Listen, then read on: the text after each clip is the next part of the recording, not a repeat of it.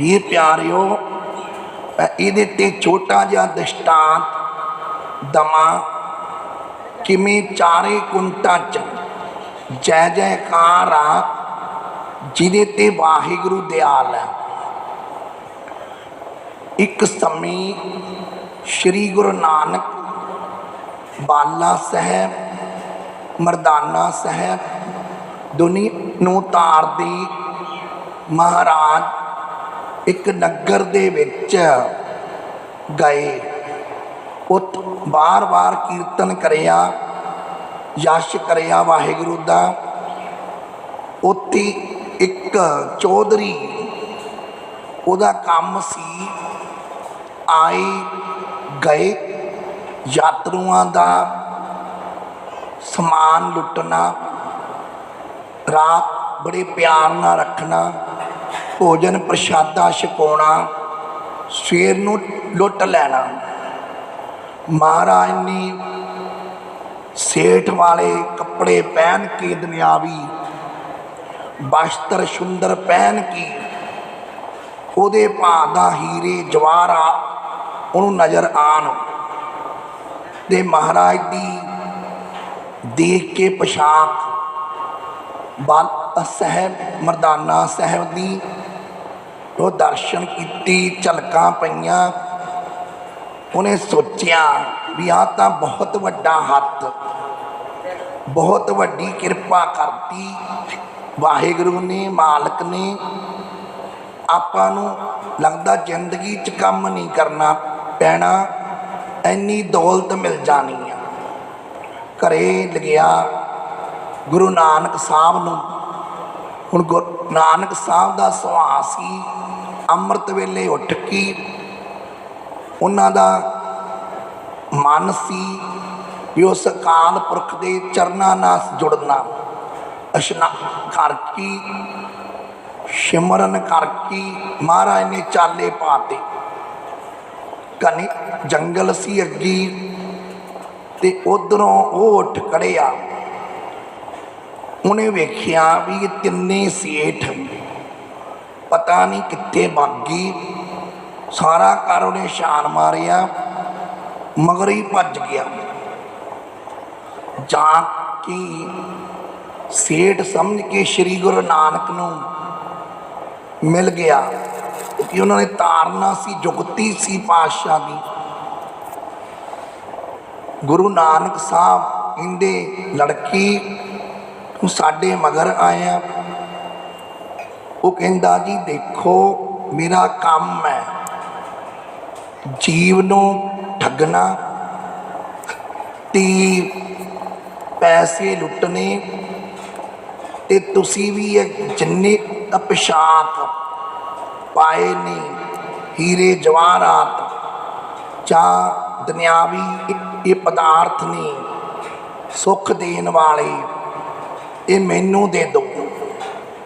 ਮਹਾਰਾਜ ਕਹਿੰਦੇ ਦੇ ਦਾਂਗੀ, ਪਰ ਬੇਨਤੀ ਆ ਤੈਨੂੰ, ਬਚਨ ਆ ਸਾਡਾ ਵੀ ਤੂੰ ਚਾਹੁੰਦਾ ਕੀ ਆ। ਉਹ ਕਹਿੰਦਾ ਜੀ ਮੈਂ ਚਾਹੁੰਦਾ ਸਮਾਨ ਲੁੱਟ ਕੇ ਤੇ ਤੁਹਾਨੂੰ ਕਤਲ ਕਰ ਦਿਆਂ। ਉਹ ਕਹਿੰਦੇ ਕਰਦੇ। ਸਾਹਿਬ ਕਹਿੰਦੇ ਕਤਲ ਦੀ ਸਾਨੂੰ ਮਰਨੇ ਦਾ ਕੋਈ ਡਰ ਨਹੀਂ, ਪਰ ਇੱਕ ਸਾਡੀ ਸ਼ਰਤ ਆ ਵੀ ਅਸੀਂ ਦਾਹ ਸੰਸਕਾਰ ਚਾਹੁੰਦੇ ਹਾਂ, ਅਗਨ ਭੇਟ ਚਾਹੁੰਦੇ ਹਾਂ। ਅਸੀਂ ਮਿੱਟੀ 'ਚ ਦੱਬਣਾ ਨਹੀਂ ਚਾਹੁੰਦੇ ਆਪਣੇ ਆਪ ਨੂੰ। ਉਹ ਕਹਿੰਦਾ ਜੀ ਠੀਕ, ਪਰ ਅਗਨ ਲਿਆਉਂ ਕਿੱਥੋਂ? ਘਣੇ ਜੰਗਲ ਆ।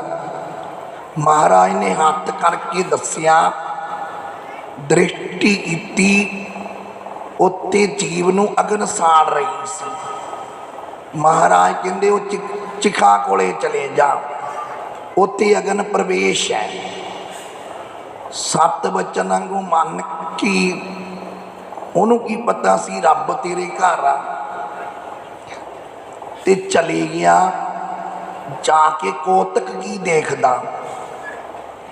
ਕੋਤਕ ਇਹ ਦੇਖਦਾ ਵੀ ਸੱਚੇ ਪਾਤਸ਼ਾਹ ਉਹਨੂੰ ਜੰਮ ਕੁੱਟ ਰਹੇ ਸੀ। ਜਿਉਂ-ਜਿਉਂ ਨੇੜੇ ਗਿਆ, ਜੰਮ ਕੁੱਟੀ ਜਾਣ ਤੇ ਸਮਝ ਆਵੇ ਨਾ। ਉਹ ਕਹਿੰਦਾ ਜੰਮ ਭਾਈ ਤੈਨੂੰ ਕਿਉਂ ਕੁੱਟਦੇ ਨੇ? ਕਹਿੰਦਾ ਸ਼੍ਰੀ ਗੁਰੂ ਨਾਨਕ ਨੇ ਜਦੋਂ ਹੱਥ ਕਰਿਆ ਤੂੰ ਇੱਧਰ ਨੂੰ ਤੁਰਿਆ, ਉਦੋਂ ਹੀ ਮੇਰੇ ਤੇ ਕਿਰਪਾ ਹੋ ਗਈ, ਜੰਮ ਚਲੇ ਗਈ, ਰਾਮ ਗਨ ਭਗਵਾਨ ਲੈ ਕੇ ਆ ਗਏ। ਦੇਖ ਲਾ ਹੁਣ, ਕਹਿੰਦਾ ਸੱਚੇ ਪਾਤਸ਼ਾਹ ਉਹ ਰੱਬ ਰੂਪ ਨੇ, ਉਹ ਸ੍ਰਿਸ਼ਟੀ ਦੇ ਮਾਲਕ ਨੇ। ਜਦੋਂ ਉਹਨਾਂ ਨੇ ਹੱਥ ਕਰਿਆ ਮੇਰੀ 84 ਕੱਟੀ ਗਈ। ਤੇ ਤੂੰ ਇੱਦਾਂ ਨਾ ਕਰ, ਤੂੰ ਉਹਨਾਂ ਦੇ ਚਰਨੀ ਲੱਗ ਜਾ। ਮੈਂ ਵੀ ਠੱਗੀ ਫਰੇਬ ਪਾਪ ਕਰਦਾ ਸੀ ਤੇ ਮੈਨੂੰ ਵੀ ਜਮਾਂ ਦੀ ਮਾਰ ਸਹਿਣੀ ਪਈ। ਇਹ ਤਾਂ ਜੇ ਕਿਤੇ ਪਾਤਸ਼ਾਹ ਇੱਧਰ ਨੂੰ ਹੱਥ ਤੇ ਨਜ਼ਰਾਨਾ ਨਾ ਕਰਦੀ ਤੇ ਮੈਨੂੰ ਤਾਂ ਰਾਮਗਨ ਲੈਣ ਹੀ ਨਹੀਂ ਸੀ ਆਉਣੇ। ਉਹ ਉਹਦੇ ਥੋਂ ਗਈਆਂ, ਹਿਰਦੇ ਨੂੰ ਲੱਗੀ ਚੋਟ ਤੇ ਪ੍ਰੇਮ ਦੇ ਵਿੱਚ ਮਹਾਰਾਜ ਦੀ ਚਰਨ ਫੜ ਲਈ ਬਰਾਕ ਕਰਕੇ। ਉਹ ਕਹਿੰਦਾ ਜੀ ਸਾਰੀ ਜ਼ਿੰਦਗੀ ਮੈਂ ਆਏ ਯਾਤਰੂਆਂ ਨੂੰ ਲੁੱਟਿਆ, ਸ਼੍ਰੀ ਗੁਰੂ ਨਾਨਕ ਜੀ ਮੈਂ ਕਿਵੇਂ ਧਰੂੰ? ਆ ਜਿਹੜਾ ਤੁਸੀਂ ਸਿਵੇ ਕੋਲ ਭੇਜਿਆ, ਮੇਰੀ ਆਤਮਾ ਨਾਲ ਤੇ ਸਰੀਰ ਰੂਪੀ ਗੱਲ ਕਰਾਈ। ਉਹਨਾਂ ਨੇ ਮੈਨੂੰ ਦੱਸਿਆ ਵੀ ਜਦੋਂ ਸ਼੍ਰੀ ਗੁਰੂ ਨਾਨਕ ਨੇ ਹੀ ਇਹਨਾਂ ਨੇ ਹੱਥ ਕੀਤਾ, ਨਜ਼ਰਾਂ ਪਾਈਆਂ, ਮੇਰੀ 84 ਕੱਟੀ ਗਈ। ਨਹੀਂ ਮੈਂ ਭੜਕਦਾ ਫਿਰਦਾ ਤੇ ਮੈਨੂੰ ਰਾਮਗਨ ਲੈਣ ਆਏ, ਮੈਂ ਭਗਵਾਨ 'ਚ ਬਹਿ ਕੇ ਚੱਲਾਂ, ਨਹੀਂ ਜੰਮ ਕੁੱਟ ਰਹੇ ਸੀ ਮੈਨੂੰ। ਮਹਾਰਾਜ ਕਹਿੰਦੇ ਮਨਾ ਉਹ ਪਿਆਰੀ, ਤੂੰ ਕਿਹਦੇ ਲਈ ਇਹ ਠੱਗੀ ਫਰੇਬ ਕਰਦਾ ਸੀ? ਬੱਚਿਆਂ ਲਈ ਜਾਂ ਇਸਤਰੀ ਲਈ? ਕਹਿੰਦੇ ਇਹ ਤੇਰੇ ਪਾਪਾਂ ਦੇ ਭਾਗੀਦਾਰ ਨਹੀਂ ਬਣਨੇ।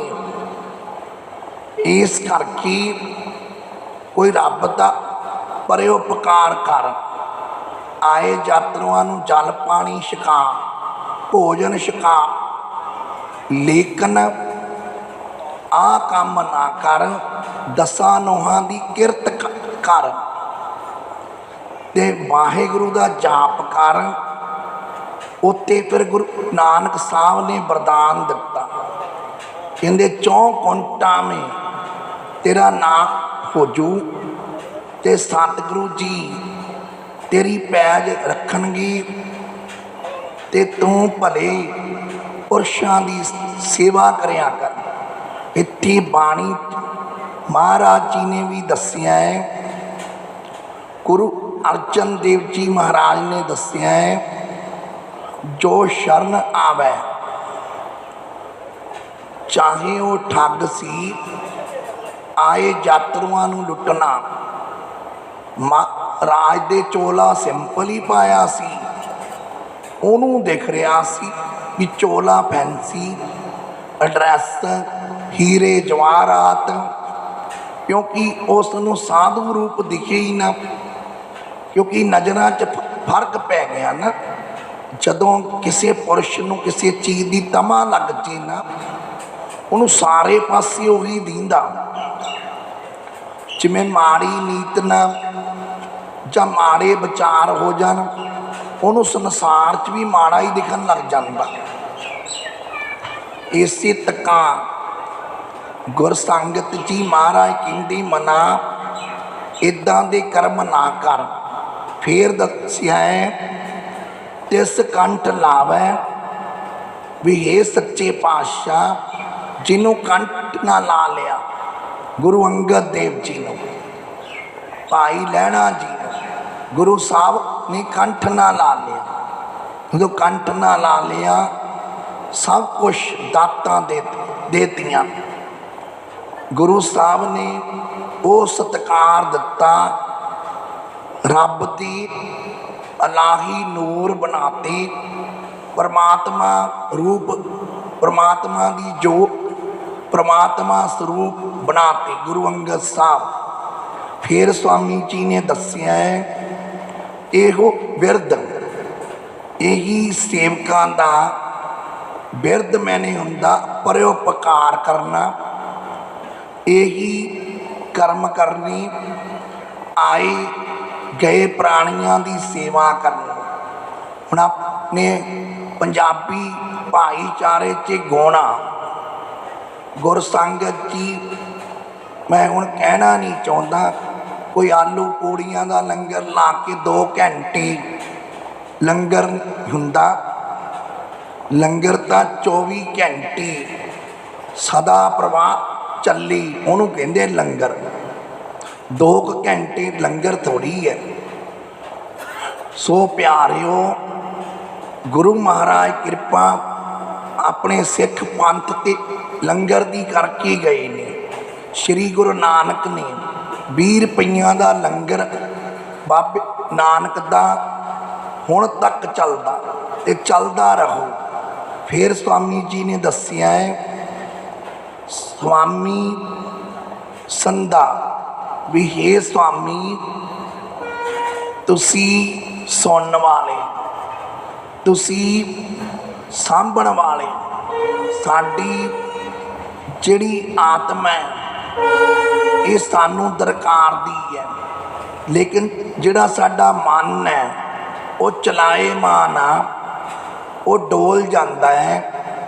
रब दे दर ते बैठे भी मन किते तन किते। हे प्यारिओ, गुरु कृपा करी मन भी ते तन भी सतगुरु नाल जुड़े। फिर स्वामी जी ने आख्या है बिनवंत नानक हर अकंत मिलिया। हे सच्चे पातशाह, जिन्हां ने सिमरन किया गुरु अंदरे अकांत मिलिया। आपां रब बाहर लभदे हां, रब अपने अंदर जोत अपने अंदर आ, रब दा प्रवेश अंदर आ, लेकिन उन्होंने खोजते बाहर आ। बाहर ना खोजो, गुरु आत्म ज्ञान ना मिलने आ। सिमरन करिया ते आत्मा चों सिमरन करके आत्म रस मिलना। उत्थे गुरु का स्वरूप आपां नूं नूरी झलका अंदरी प्रकाश महाराज दा अपने दृष्ट हो। फिर स्वामी जी ने दसिया है सदा केल करंदा भी ये रब दे रंग ने, चोज ने, खेडा ने, की भेत पालांगे। आपे पापी बनाई जांदा, आपे नास्तिक राक्ष बुद्धि, आपे भजनीक।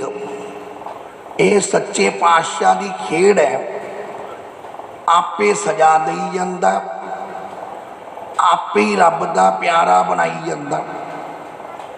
हे वाहिगुरू कृपा कर माया चक, ये माया साडे ते ना पाना, कृपा करियो अपने बना के चरनी ला के रखियो। श्री गुरु ग्रंथ साहब च दसिया है जिस नीच को कोई ना जाने, भी कोई नहीं जानता सी उन्होंने, ते श्री गुरु नानक उन्होंने घरे गए। उसनों तां भुख सी माया दी, ते महाराज ने उहदा भरम चक्या, क्योंकि तारन कारण बाबा नानक का जन्म होया। ये तार नहीं आए जगत जलंधे नूं, ते महाराज ने 4 अदासियां कीतियां, ते सच्चे पातशाह ने घर घर जाके तारे। उसनूं ज्ञान बख्शिया भी ठगी फरेब झूठ पान दी माया किसे काम नहीं आनी, क्यों पापां दी पंड बन्नी जाना। उन्हों कोई नहीं सी चंगा समझदा, सब तो दूर रहिंदे सी। ਕਿਉਂਕਿ ਪਤਾ ਸੀ ਵੀ ਇਹ ਕੰਮ ਨੀਚ ਕੰਮ ਕਰਦਾ ਤੇ ਕੋਈ ਨਹੀਂ ਸੀ ਬਾਤ ਪੁੱਛਦਾ। ਮਹਾਰਾਜ ਕਹਿੰਦੇ ਜਿਹੜਾ ਕਿਸੇ ਦੇ ਸਹਾਰੇ ਰਹਿਣਾ ਉਹ ਠੀਕ ਨਹੀਂ, ਰੱਬ ਦੇ ਬਿਨਾ ਸਹਾਰਾ ਤੱਕਣਾ ਗੁਰੂ ਦਾ ਤੱਕੋ, ਇਨਸਾਨ ਦਾ ਕੀ ਤੱਕਣਾ। ਫਿਰ ਸਵਾਮੀ ਜੀ ਨੇ ਆਖਿਆ ਨਾਮ ਜਪਤ ਉਹ ਚੌਕੁੰਟ ਮਾਨੇ ਵੀ ਹੇ ਸੱਚ ਪਾਤਸ਼ਾਹ ਚੌਕੁੰਟਾਂ 'ਚ ਸਿਮਰਨ ਕਰਨ ਵਾਲੇ ਦੀ ਜੈ ਜੈਕਾਰ। ਫਿਰ ਉਹਨਾਂ ਨੂੰ ਵਾਹਿਗੁਰੂ ਸ਼ਬਦ ਦਿੱਤਾ, ਸਤਨਾਮ ਵਾਹਿਗੁਰੂ ਜਪਾਇਆ। ਸ਼੍ਰੀ ਗੁਰੂ ਨਾਨਕ ਨੇ ਤੇ ਕਿਰਪਾ ਕੀਤੀ, ਦ੍ਰਿਸ਼ਟੀ ਕੀਤੀ, ਇੰਨੀ ਮਿਹਰ ਕੀਤੀ ਵੀ ਆਏ ਯਾਤਰੂਆਂ ਨੂੰ ਭੋਜਨ ਛਕਾਉਣਾ ਤੇ ਭਜਨ ਕਰਨਾ, ਦਸਾਂ ਨੋਆਂ ਦੀ ਕਿਰਤ 'ਚੋਂ ਲੰਗਰ ਲਾਣਾ। ਗੁਰ ਸੰਗਤ ਜੀ ਦਸਾਂ ਨੋਆਂ ਦੀ ਕਿਰਤ ਜਿਹੜੀ ਆਪਣੀ ਖੂਨ ਪਸੀਨੇ ਦੀ ਮਿਹਨਤ ਹੈ, ਇਹ ਗੁਰ ਸੰਗਤ ਜੀ ਆਪਣੇ ਮਨ ਨੂੰ ਸ਼ਾਂਤੀ ਦਿੰਦੀ ਹੈ। ਤੁਹਾਡੇ ਕੋਲ ਮਾਇਆ ਦੂਜੀ ਤਰ੍ਹਾਂ ਦੀ ਆ ਜੀ, ਤੁਹਾਨੂੰ ਪਤਾ ਹੀ ਨਹੀਂ ਚੱਲਣਾ ਕਦ ਵਿਸਰ ਗਈ, ਕਦ ਉਹ ਖਰਚੀ ਗਈ, ਕਦ ਉਹ ਲੱਗ ਗਈ। ਦਸਾਂ ਨੋਆਂ ਦੀ ਕਮਾਈ 'ਚ ਬਰਕਤ ਪੈਂਦੀ ਹੈ, ਕਿਰਤ 'ਚ ਬਰਕਤ ਪੈਂਦੀ ਹੈ।